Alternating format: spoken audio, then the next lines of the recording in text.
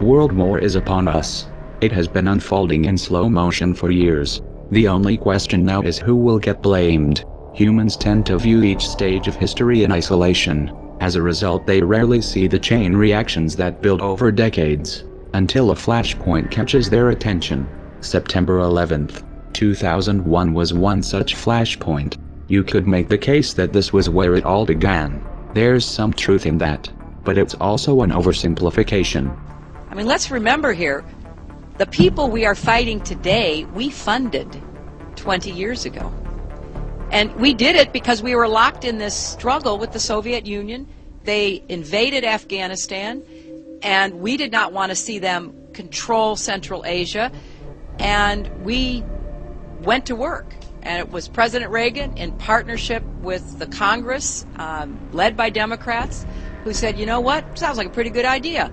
Let's deal with the ISI and the Pakistani military, and let's go recruit these mujahideen, and let's get some to come from Saudi Arabia and other places, importing their Wahhabi brand of Islam, so that we can go beat the Soviet Union. Of course, the Dancing with the Stars version of the story. The U.S. backed the mujahideen in response to the Soviet invasion of December of 1979. You might want to run that version by Robert Gates, director of the CIA under Ronald Reagan and George Bush Sr., and Secretary of Defense under both George W. Bush and Barack Obama, because in his memoir entitled From the Shadows, he revealed that the U.S. actually began the covert operation 6 months prior, with the express intent of drawing in the Soviets. Oops. And they still haven't learned their lesson. Speaking of Al-Qaeda, if you do a Google search for jet fuel maximum burning temperature, you'll find an article from popularmechanics.com informing you that under ideal conditions jet fuel tops out at 1,500 degrees Fahrenheit, and that steel melts at 2,750 degrees. They go on to explain how it isn't a problem because for the towers to collapse, their steel frames didn't need to melt. Trouble is, the steel did melt. Of course, little details like the laws of physics never got in the way of a good story. Oh, by the way, did you ever find anyone who could credibly explain how the third building, World Trade Center Building 7, fell straight down at 5:21 p.m. that day, though it was not hit by any plane? And did they ever explain how the BBC reported this event 26 minutes before it actually happened? Though I know what you're thinking. Maybe it was a green screen and shoddy editing, and that we can't confirm the actual time from that clip, or can we? Turns out there was a second clip that did show the time. 21:54, that's 9:54 in England, 4:54 Eastern. 26 minutes before the building actually fell, but I digress. The invasions of Iraq and Afghanistan were not motivated by the fall of the Twin Towers, nor was the evisceration of your rights and privacy that followed. To say 9/11 was a pretext would be putting it lightly. About 10 days after 9/11, I went through the Pentagon and I saw Secretary Rumsfeld and Deputy Secretary Wolfowitz. I went downstairs just to say hello to some of the people on the Joint Staff who used to work for me, and one of the generals called me and he said, "Sir, you gotta come in and talk to me a second." I said, "Well, you're too busy." He said, No. He says, "We've made the decision. We're going to war with Iraq." This was on or about the 20th of September. I said, "We're going to war with Iraq. Why?" He said, "I don't know."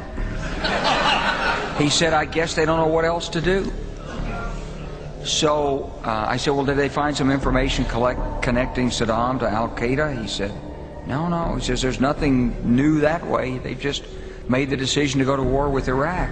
He said, "I guess it's like we don't know what to do about terrorists, but we've got a good military and we can take down governments." And he said, "I guess if the only tool you have is a hammer, every problem has to look like a nail."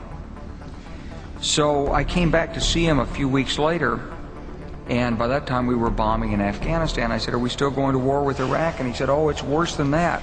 He said, he reached over on his desk, he picked up a piece of paper, he said, I just got this down from upstairs," meaning the Secretary of Defense's office today, and he said, "This is a memo that describes how we're going to take out 7 countries in 5 years, starting with Iraq and then Syria, Lebanon, Libya, Somalia, Sudan, and finishing off Iran." The best laid plans of men often go awry, but George W. Bush sure did try. Iraq and Afghanistan became quagmires, just like Cheney predicted. Do you think that the U.S. or UN forces should have moved into Baghdad? No. Why not? Because if we'd gone to Baghdad, we would have been all alone. There wouldn't have been anybody else with us. It would have been a U.S. occupation of Iraq. None of the Arab forces that were willing to fight with us in Kuwait were willing to invade Iraq. Once you got to Iraq and took it over and took down Saddam Hussein's government, then what are you going to put in its place? That's a very volatile part of the world, and if you take down the central government in Iraq, you can easily end up seeing pieces of Iraq fly off.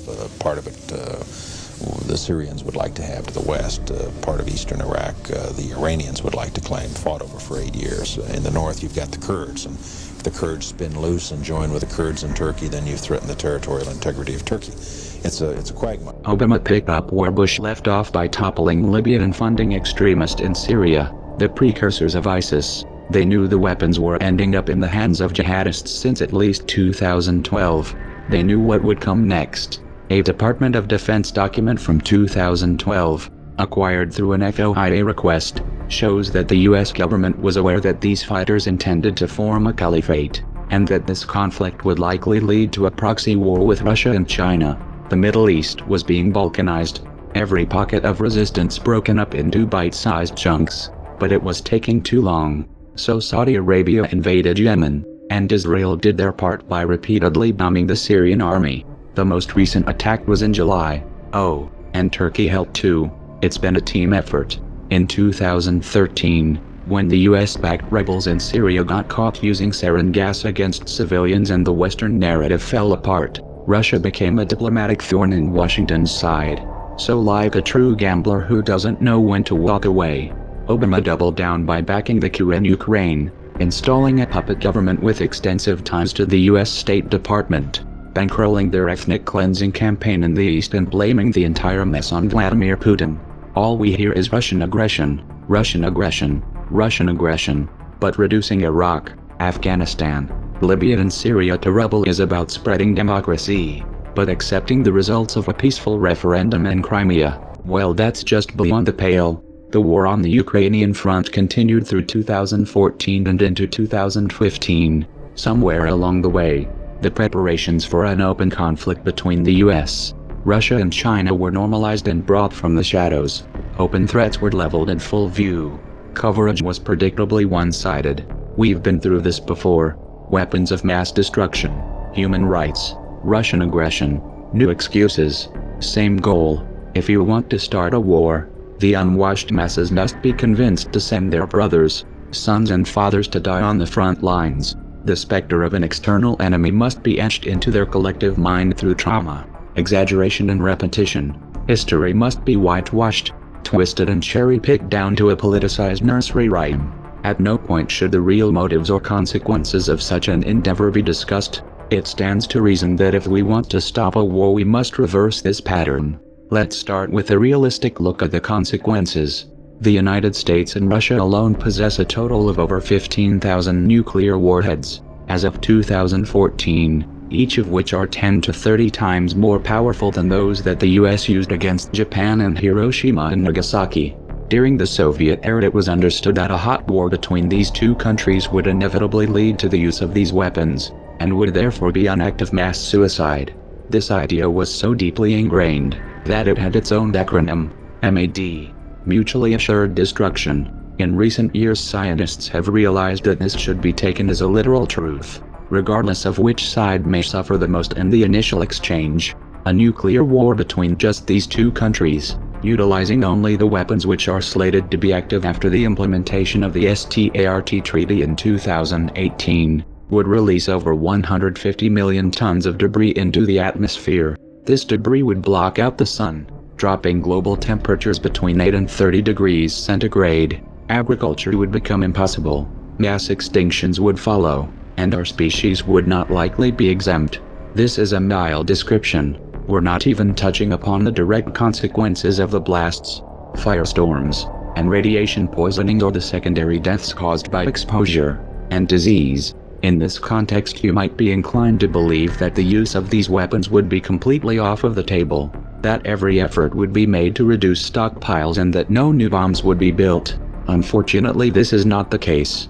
In recent years, US strategists have begun to promote the idea of limited nuclear warfare, with a focus on tactical nukes. The idea being that smaller weapons are more effective because they are actually usable.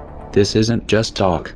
Under Obama, the US military developed the most expensive and most dangerous nuclear bomb ever, the B-6112. The B-6112 is a guided nuclear missile, the first of its kind, and its yield can be dialed down electronically for the desired effect.